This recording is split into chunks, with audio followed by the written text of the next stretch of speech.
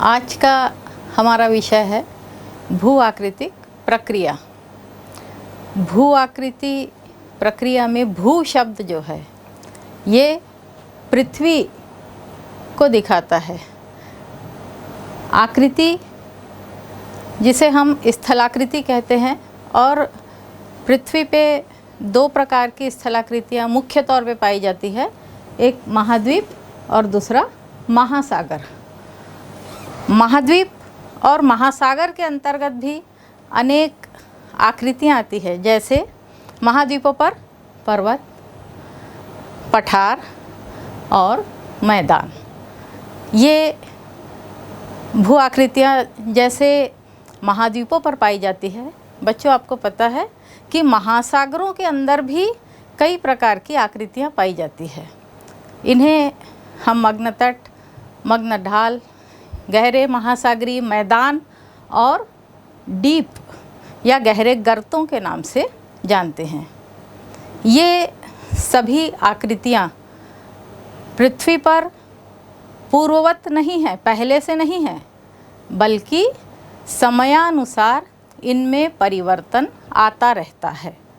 और यही जो परिवर्तन लाने वाली जो क्रियाएं हैं, ये क्रियाएं प्रक्रियाएं कहलाती है।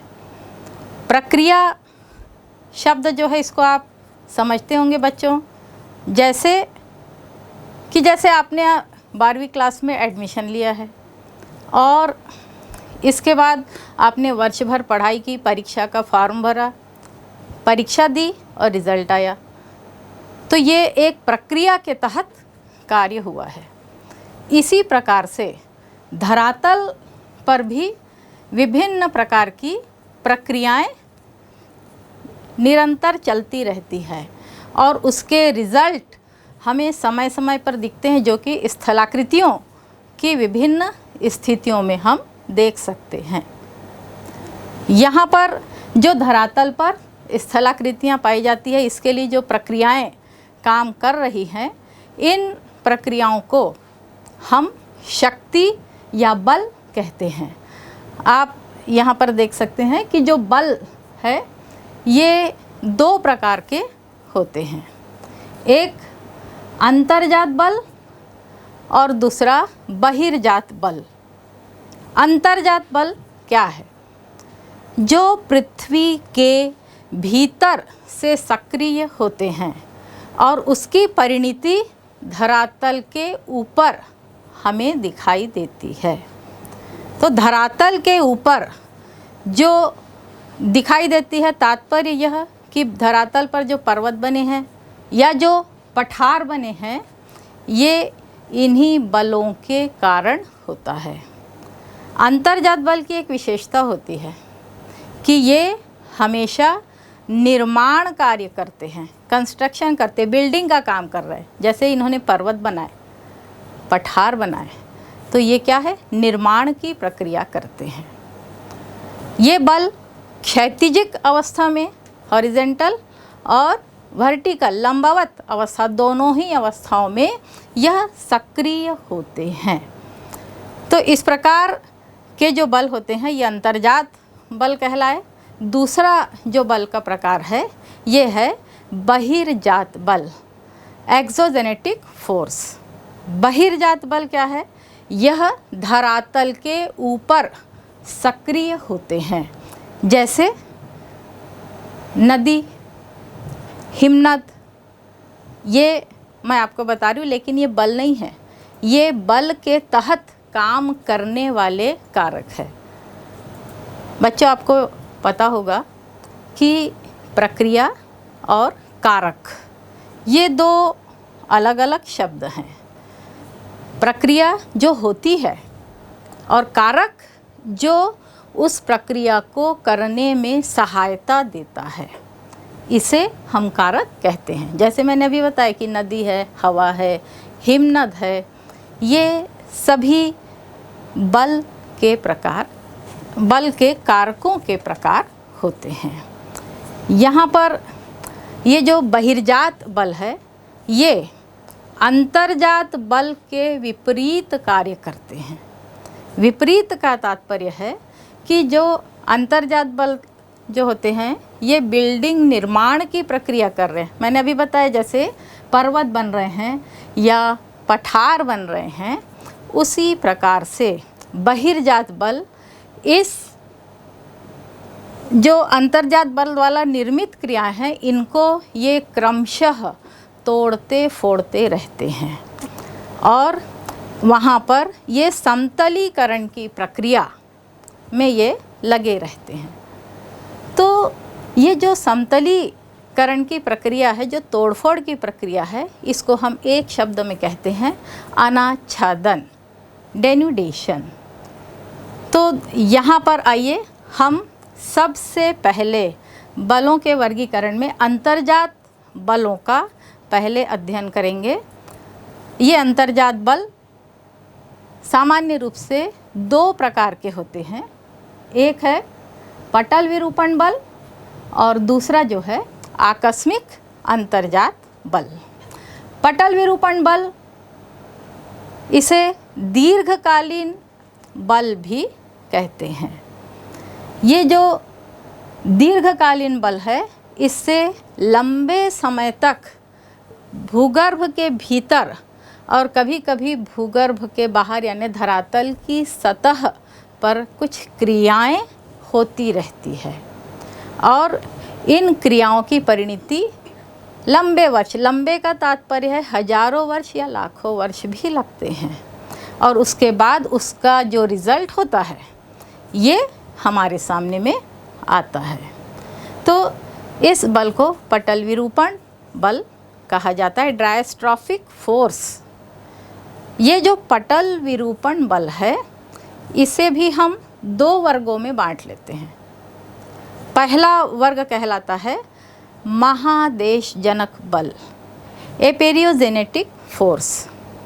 महादेशजनक बल, जैसा कि आप नाम से समझ रहे हैं, जो देश, महादेश का मतलब है महाद्वीपों का निर्माण करने में ये बल सहायक होते हैं, अर्थात स्थल खंड की संरचना ये करते हैं। ये जो महादेश जनक बल है, ये बल दो प्रकार से क्रियाएं करते हैं या दो प्रकार की शक्तियां यहाँ पर सक्रिय होती है। एक कहलाता है ऊपरीमुखी बल, अपवर्ड फोर्स। अपवर्ड फोर्स क्या है? जो आसपास के धरातल से जब कोई भूभाग थोड़ा सा ऊंचा उठ जाता है और इस उभार की जो प्रक्रिया वहाँ देखने को मिलती है, ये अपवर्ड फोर्स या ऊपरीमुखी बल होता है। लेकिन इस प्रकार के बल समुद्र में भी सक्रिय होते हैं और समुद्र में जब ये बल कार्य करते हैं तो तटीय भाग कभी कभी ऊपर उठ जाता है और कई बार ऐसा होता है कि कोई द्वीप हमें दिखाई देने लगता है, समुद्र के कहीं बीच में कोई भूभाग ऊपर उठ जाता है और वो एक नया द्वीप बन जाता है। ऐसे कई उदाहरण आपको देखने को मिल सकते हैं। तो ये सभी जो उदाहरण हैं, जो किसी कारण से, कोई आंतरिक प्रक्रिया के कारण धीरे धीरे ऊपर उठते उठते काफ़ी ऊपर उठ जाता है, तो ये क्रिया अपवर्ड फोर्स कहलाती है या इसे ऊपरीमुखी बल कहते हैं। और जब ये समुद्र में ये क्रियाएं होती है तो इसे हम निर्गमन की प्रक्रिया कहते हैं। निर्गमन यानी ऊपर उठना। अब दूसरा जो इसका प्रकार है, इसे हम कहते हैं अधोमुखी बल। अधोमुखी, जैसा कि आप नाम से परिचित है, जो नीचे की ओर दब रहा है, उसे हम अधोमुखी बल कहते हैं। अर्थात पृथ्वी की सतह पर किसी कारणवश कोई भूभाग नीचे दब जाता है और वहाँ पर हमें एक गर्तनुमा, एक गड्ढेनुमा या एक खाईनुमा आकृति लंबे समय के बाद देखने को मिलती है। तो यह बल अधोमुखी या डाउनवर्ड फोर्स कहलाता है। डाउनवर्ड फोर्स जो होते हैं, ये भी समुद्री भागों में भी ये सक्रिय होते हैं।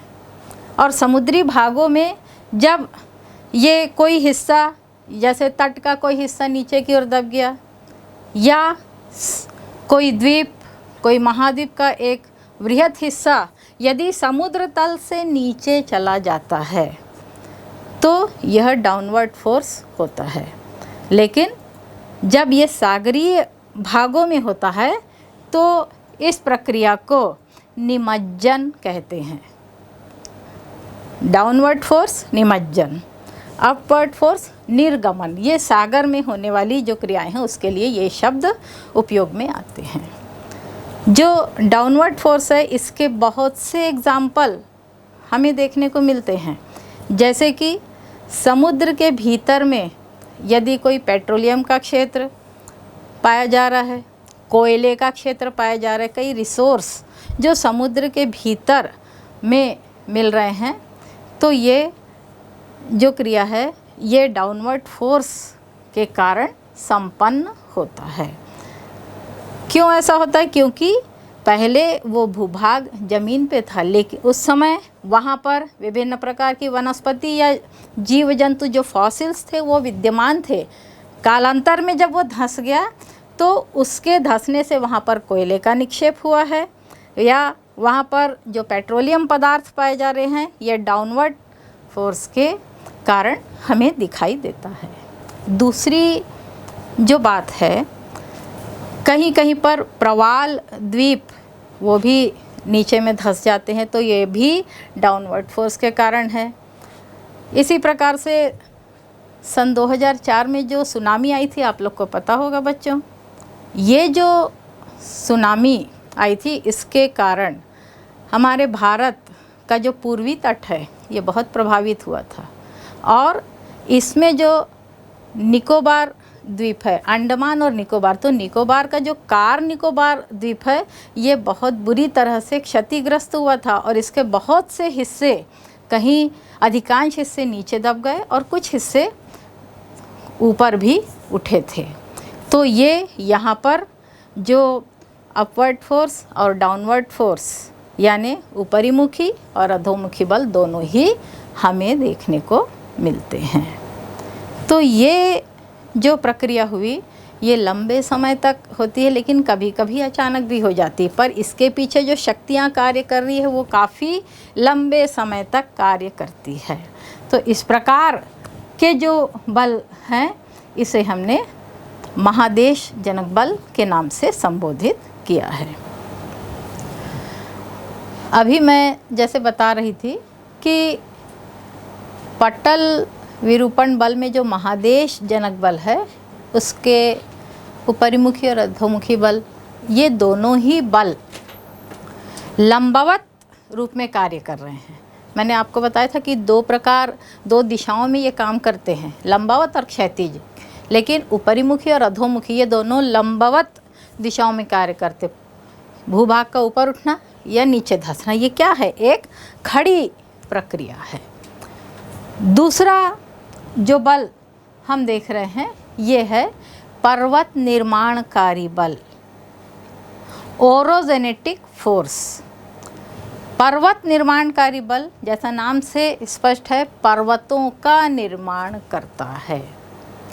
और ये पर्वत निर्माणकारी बल जो है ये दो प्रकार से या दो प्रकार की शक्तियाँ इसमें सक्रिय होती है। एक बल जो कहलाता है ये है तनाव मूलक बल। तनाव मूलक बल, जैसा कि आप जानते हैं कि तनाव क्या है बच्चों, तनाव से आप सब परिचित हैं। तनाव क्या होता है? जैसे आप बहुत तनाव में रहते हैं, टेंशन में रहते हैं, ऐसा लगता है कि सर फट रहा है। यानी मैं बताना चाह रही हूँ कि जब बहुत अधिक तनाव होता है तो टूटने की, फटने की चांसेस जो है ये बढ़ जाते हैं। और इस प्रकार के तनाव मूलक बल यानी जब धरातल का कोई हिस्सा, चूँकि ये अंदर से काम कर रहा है, अंदर से संवहनिक तरंगे कार्य कर रही है, और ये तरंगे जब दो विपरीत दिशाओं में जा रही है तो ऐसा लगता है कि धरातल के ऊपर में तनाव हो रहा है, और तनाव होने के कारण धरातल के दो हिस्से विपरीत दिशा में जाते हैं। आप इस चित्र से समझ सकते हैं प्लेट टेक्टोनिक्स की ये जो सीमा है, अपसारी सीमा, इसमें दो विपरीत दिशाओं में जो है प्लेटें जा रही है, यानी तनाव उत्पन्न हो रहा है। और इस तनाव के कारण जब तनाव अधिक होता है तो भूपटल क्या होता है, बीच से या तो उसमें दरारें आ जाती, क्रैक्स आ जाता है, क्रैकिंग कहते हैं, दरार आते हैं, और भूपटल में एक चटकन पैदा होती है। आप जानते हैं ना, जैसे कोई चीज़ टूटती है तो चट की आवाज़ आती, तो हम इसको चटकन कहते हैं। तो यही जो चटकन है ये इस तनाव मूलक शक्तियों में सक्रिय होती है, और भूपटल में चटकन आती, दरार आ जाती, टूट जाता है। या फिर जब तनाव और भी अधिक होता है तो अधिक तनाव के कारण जो है ये भ्रंशन की प्रक्रिया होती है, और भ्रंशन में चट्टानें विपरीत दिशाओं की ओर सरक जाने से बीच का हिस्सा जो होता है वो खाली हो जाता है। बच्चों, मैं यहाँ पर ये बताना चाह रही हूँ कि ये जो तनाव मूलक शक्तियाँ होती है, ये पूरी बीच का हिस्सा खाली हो गया तो पूरे पृथ्वी की गहराई नहीं दिख रही है। एक सतह के सहारे तनाव होता है, किसी सतह के सहारे नीचे एक बेस होगा, और उस बेस के बाद तनाव मूलक शक्तियाँ कार्य कर रही है। तो जहाँ तक तनाव हो रहा है, तो जिस सतह, उस सतह तक का जो हिस्सा होता है वहाँ पर बीच में गहरा गड्ढा हो गया, और ये जो गड्ढा हो गया ये घाटी कहलाता है। दोनों जो यहाँ पर आप चित्र में आप इस चीज़ को देख सकते हैं कि जब भ्रंश हो रहा है तो देखिए पहाड़ के दो टुकड़े हो गए, दोनों की जो संरचना है वो एक जैसी है, और बीच का हिस्सा नीचे दब गया है, बीच की उसकी भी संरचना उसी क्रम में आपको देखने को मिल रही है। तो ये तनाव मूलक शक्तियाँ। अच्छा, तनाव जो होता है ये किसी भी दिशा में संपन्न हो सकता है। जैसे मैंने अभी बताया कि दो विपरीत दिशा में जा रहा है, ज़रूरी नहीं है। कभी कभी चूँकि भीतर से शक्तियाँ काम कर रही, तो ये कुछ इस प्रकार से आगे पीछे भी तनाव हो सकता है, और आगे पीछे तनाव होने से चट्टानें आगे या पीछे की ओर सरक जाती है। ये भी तनाव की एक प्रक्रिया होती है। तो चट्टानों का आगे पीछे की ओर सरकना, दाएं बाएं सरकना, या कभी ऊपर नीचे सरकना, ये भी तनाव की एक ही तरफ हो रहा है, ऊपर ऊपर सरक रही चट्टानें। ये हिस्सा तनाव मूलक नहीं है, लेकिन ये हिस्सा है, तो यहाँ की चट्टान क्या हो गई, ऊपर उठ गई। तो इस प्रकार से आप इस चित्र से भी इसको समझ सकते हैं कि तनाव जो है ये विभिन्न दिशाओं में सक्रिय हो रहा है, और इससे भ्रंशन की प्रक्रिया होती है। दूसरी, और ये भ्रंश जब हम पर्वत का अध्ययन करते हैं तो भ्रंशित पर्वतों का अध्ययन भी हम करते हैं। दूसरा जो बल है ये कहलाता है संपीडनात्मक बल। आप देख रहे, संपीडन या कंप्रेशन, ये क्या होता है, जब दो बल आपस में एक दूसरे की ओर आ रहे हैं, खींच रहे हैं, और खींचने से क्या हो रहा है, बीच में संपीड़न यानी खिंचाव होता है। आप इसका उदाहरण आप अपने घर में प्रयोग करके देख सकते हैं।